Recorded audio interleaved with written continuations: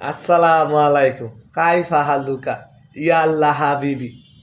আচ্ছা, ইমাম সাহেব, মসজিদের ইমাম সাহেব, আপনার এটা প্রশ্ন করি।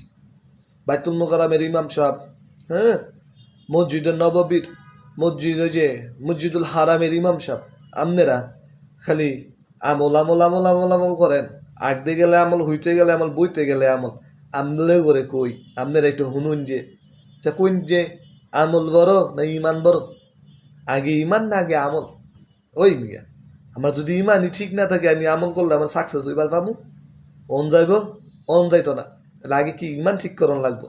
তা ইমানটা কি? লা ইলাহা ইল্লাল্লাহ মুহাম্মাদুর রাসূলুল্লাহ ইমান। এটা পড়লেই মুসলমান হয়? হাজার হাজার হিন্দু বক্তব্য সময় লা ইলাহা ইল্লাল্লাহ মুহাম্মাদুর রাসূলুল্লাহ করে। তো ইমান তো এটা না। লা ইলাহা ইল্লাল্লাহ মুহাম্মাদুর রাসূলুল্লাহ ধারণ করা। ধারণ করার কয় ইমান। আল্লাহ আছে এটা বিশ্বাস করার নাম ইমান না।